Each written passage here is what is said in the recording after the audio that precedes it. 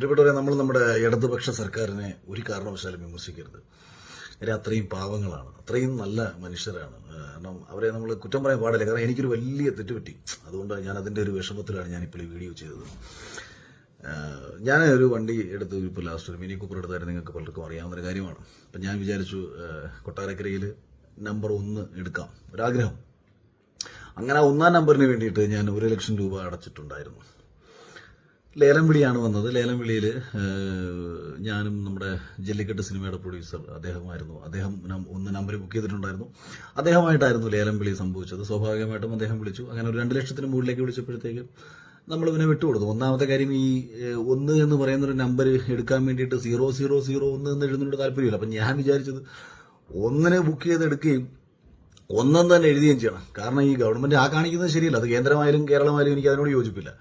ജനങ്ങളുടെ കയ്യിൽ നിന്ന് കാശ് മേടിച്ചിട്ട് ഒരു ഫാൻസി നമ്പർ എടുക്കുമ്പോൾ ആ ഫാൻസി നമ്പർ അവൻ അടിച്ചു വെക്കാനുള്ള അനുമതി കൊടുക്കണം. അല്ലാതെ 1 എന്ന് പറയുന്ന നമ്പർ മേടിച്ചിട്ട് 0001 എന്ന് പറയുന്ന സെക്യൂരിറ്റി ഉണ്ടാക്കാൻ വേണ്ടിയിട്ടാണ് അതിന് നാരി ഏർപ്പാടാണ്.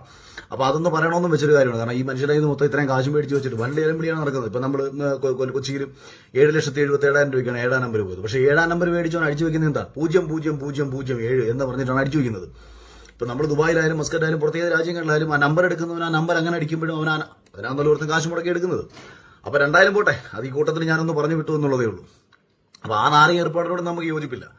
അപ്പോൾ ഈ പൈസ അടച്ചിട്ട് ഏകദേശം ഇപ്പോൾ 2 മാസത്തോളമായി 1 ലക്ഷം രൂപ അടച്ചിട്ട്. സാധാരണ പണ്ടൊക്കെ എന്ന് വെച്ചാൽ നമ്മളിങ്ങനെ പൈസ അടച്ചിട്ട് നമ്മൾ പുതിയ നമ്പർ ബുക്ക് ചെയ്ത് കഴിഞ്ഞാൽ നമുക്ക് ഇമ്മീഡിയറ്റ് ആയിട്ട് നമ്മൾ കൊടുത്തേക്കുന്ന പൈസ തിരിച്ചു തരുന്ന ഒരു മാന്യമായ ഏർപ്പാട് ഒരു വിധപ്പെട്ട എല്ലാ ഗവൺമെന്റുകളും കാണിക്കുന്ന ഒരു പരിപാടിയായിരുന്നു.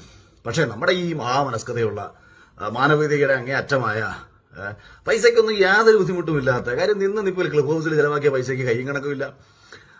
ഈ പറയുന്ന തെമ്മാടിത്തരങ്ങൾ മൊത്തം കാണിക്കാനെങ്കിൽ ഒരു പ്രശ്നമില്ലാത്ത നമ്മുടെ ഗവൺമെന്റ് ഇഷ്ടം പോലെ പൈസ ഉണ്ടാണല്ലോ ഈ കാട്ടിക്കൂട്ടിക്കൊണ്ടിരിക്കുന്നത് മൊത്തം അവരുടെ സ്വന്തം കാര്യങ്ങൾക്കും സ്വന്തം നേട്ടങ്ങൾക്കും വേണ്ടി മാത്രം. അപ്പം ഞാൻ 2-3 പ്രാവശ്യം ആർ ടി ഓഫീസിൽ ഇങ്ങനെ വിളിച്ച് ചോദിച്ചു, ഇതെന്താണ് ഈ പൈസ കൃത്യമായിട്ട് വരാത്തത്? അപ്പം ഖജനാവിൽ 5-ന്റെ പൈസ എടുക്കാനില്ല എന്ന് പറയുന്നതാണ് അവർ പറയുന്നത്.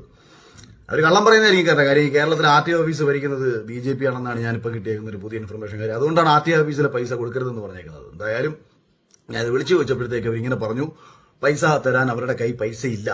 അപ്പം ഞാൻ പറഞ്ഞു, അങ്ങനെയാണെന്നുണ്ടെങ്കിൽ ഒരു കാര്യം ചെയ്യും, ട്രഷറിയുടെ ഫണ്ടിലെങ്ങാനും പോയിന്നിട്ട് നാണമില്ലാടാ നാറികളെ വല്ലവന്റെയും. കാരണം നമുക്ക് ഇങ്ങോട്ട് തരാനുള്ള പൈസയല്ല, നമ്മുടെ കയ്യിൽ നിന്ന് അങ്ങോട്ട് മേടിച്ചു വെച്ച പൈസയാണ്. ആ പൈസ സമയത്ത് തിരിച്ചു തരാനില്ലെങ്കിൽ നിനക്കൊക്കെ നാണോ മാനോ ഇല്ലാതെ നമ്മളിപ്പം നമ്മളെ കയ്യിൽ നിന്നും കടം മേടിച്ചുകൊണ്ട് പൈസ പോയിട്ട് അളിയാ അടുത്ത ആഴ്ച പൈസ തരാം എന്ന് പറഞ്ഞ് മേടിച്ചുകൊണ്ട് വരും. അടുത്ത ആഴ്ച കഴിഞ്ഞാൽ നമ്മൾ ചോദിക്കുമല്ലോ. അടുത്ത ആഴ്ച കഴിഞ്ഞിട്ട് അവൻ തന്നില്ലെന്നുണ്ടെങ്കിൽ വീണ്ടും ഒരാഴ്ച കഴിഞ്ഞ് തന്നില്ലെന്നുണ്ടെങ്കിൽ അത് 1 മാസമായാൽ അത് 1.5 മാസമായി കഴിഞ്ഞാൽ നമ്മൾ തരാത്തവനെ നമ്മൾ എന്തോ വിളിക്കും? അല്ലെ നിങ്ങളെന്തോ വിളിക്കും? നിങ്ങളിനി ഏത് പാർട്ടിക്കാരനായിക്കോട്ടെ നിങ്ങളെന്തോ വിളിക്കും? അത് ഇവരെ ഇപ്പന്മാരെ മുഖത്ത് നോക്കി വിളിക്കേണ്ട വിളിയല്ലേ?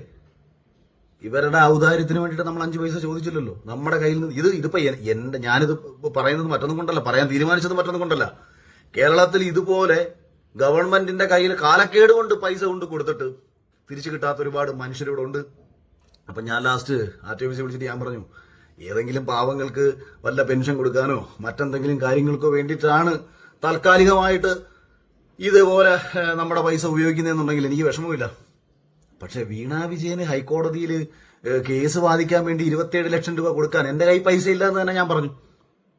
മുഖ്യമന്ത്രിയുടെ മകള് ഗവൺമെന്റിന്റെ ഒരു അതോറിറ്റിയുടെ ഭാഗമല്ല. അപ്പൊ അവരുടെ ഒരു പ്രശ്നം വരുമ്പോൾ അത് വാദിക്കാൻ വേണ്ടിയിട്ട് ഹൈക്കോടതിയിൽ ഗവൺമെന്റ് പൈസ അനുവദിക്കേണ്ട യാതൊരു കാര്യമില്ല. ചോദിക്കാൻ നട്ടുറപ്പില്ലാത്തതുകൊണ്ടുള്ള പ്രശ്നമാണ് ഇതെല്ലാം തന്നെ. അപ്പൊ ഇത് ഒരു ഭാഗത്ത് കിടക്കുമ്പോഴാണ് ഇന്ന് രാവിലെ ഞാനൊരു വാർത്ത കാണുന്നത്, ലൈസൻസ് പ്രിന്റ് ചെയ്യാൻ കാശില്ല. ലൈസൻസ് കൃത്യസമയത്ത് കിട്ടാത്തത് കൊണ്ട് പല ജോലിക്കും കയറാൻ പറ്റാത്ത ചെറുപ്പക്കാർ ധാരാളം പേർ അലഞ്ഞു തിരിഞ്ഞ് നടക്കുന്നു എന്നൊരു വാർത്ത ഇന്ന് രാവിലെ കണ്ടപ്പോഴാണ് എനിക്ക് എന്റെ ഭാഗത്ത് വലിയ തെറ്റുണ്ടെന്ന് മനസ്സിലായത്. ലൈസൻസ് പ്രിന്റ് ചെയ്യുന്നില്ല, RC ബുക്ക് ഇതുവരെ കിട്ടുന്നില്ല, RC ബുക്ക് പ്രിന്റ് ചെയ്യാൻ കാശില്ല. ഒന്ന് ആലോചിച്ച് നോക്കുന്നത്, എന്ത് ഗതികെട്ട അവസ്ഥയിലൂടെയാണ് സത്യത്തിൽ കേരളം പോയിക്കൊണ്ടിരിക്കുന്നത്.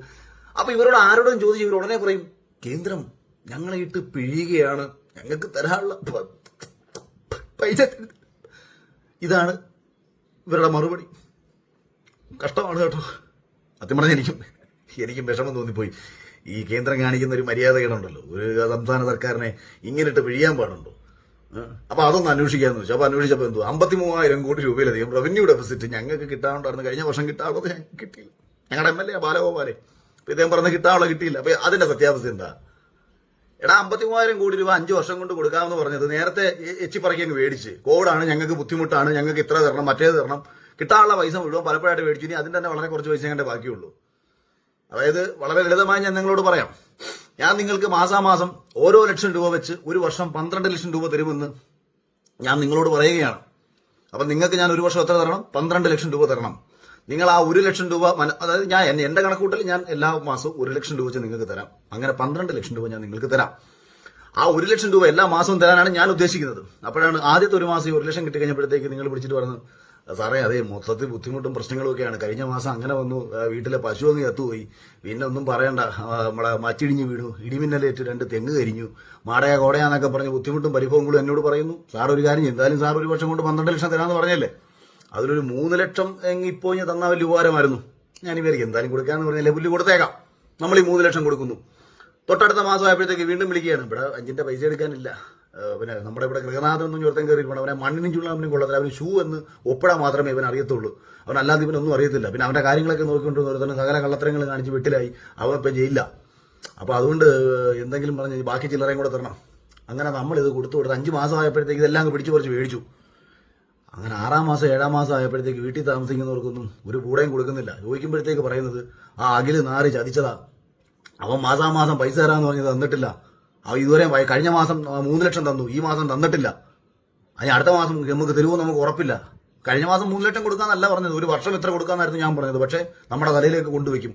ഇത് വളരെ ലളിതമായി ഞാൻ പറഞ്ഞതാണ്. ഇതാണ് കേന്ദ്രത്തിന്റെ മേളിൽ ഇവർ വഴിചാരിക്കൊണ്ടിരിക്കുന്നതിന്റെ ഒരു റിയാലിറ്റി.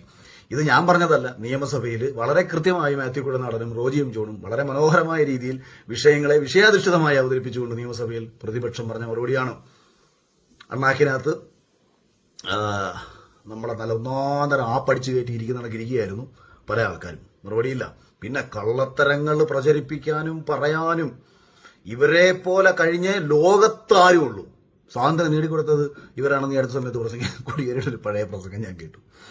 ഇന്ത്യക്കാരൻ ലേബർ പാർട്ടി ആണല്ലോ ലോകത്തിൽ ബ്രിട്ടനിൽ അധികാരത്തിൽ വന്നത്. അപ്പൊ ലേബർ പാർട്ടി എന്ന് പറഞ്ഞാൽ ആരാ? ലേബർ, കമ്മ്യൂണിസ്റ്റ്, തൊഴിലാളി വർഗം.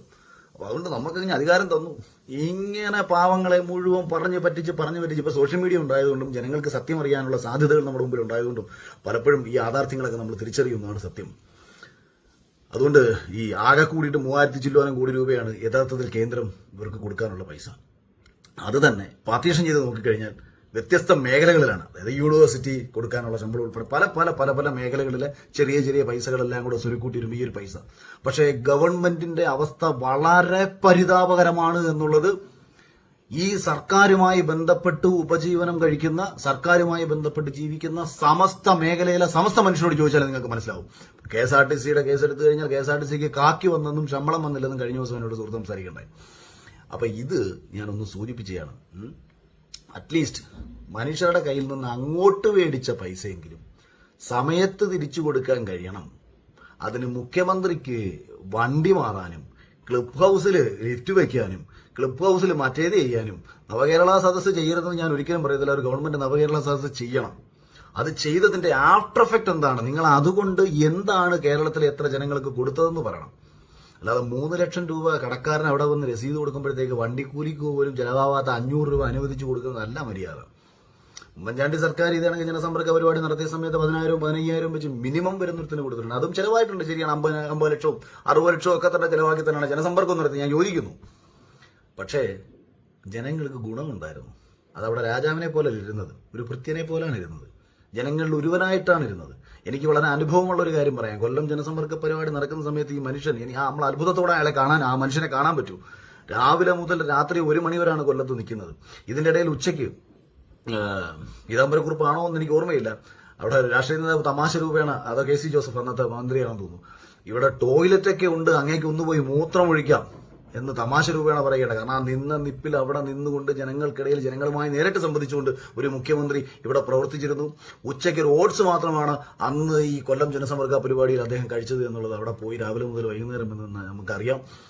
ആ മുഖ്യമന്ത്രി ജീവിക്കുന്ന ഒരു കാലഘട്ടത്തിൽ, ആ ജീവിച്ചിരുന്ന കേരളത്തിനിടയിൽ ജീവിച്ചിരുന്ന ആ മനുഷ്യനെ അപഹസിച്ച് റോഡിലിട്ട് കല്ലെറിഞ്ഞ് ആക്ഷേപിക്കാൻ പറ്റുന്ന പരമാവധി ആക്ഷേപിച്ച് കൊണ്ടു നടന്ന് ശാപമായിരിക്കും. എല്ലാം അനുഭവിച്ചിട്ടേ ഇവരൊക്കെ മരിക്കൂ, പറയാതിരിക്കാൻ പറ്റില്ല. പിന്നെ കേരളത്തിലെ ജനങ്ങളോട് ദയവ് ചെയ്ത് വ്യാജ പ്രചരണങ്ങളിൽ പോയി വീഴരുത്. അത്രയധികം പച്ചക്കള്ളങ്ങൾ പ്രചരിപ്പിച്ചുകൊണ്ടിരിക്കുകയാണ്, അത്രയധികം പച്ചക്കള്ളങ്ങൾ. അപ്പം ഇതൊന്ന് പറയാമെന്ന് കരുതി, പറയാതിരുന്നിട്ട് ഒരു സമാധാനം കിട്ടുന്നില്ല. Thank you.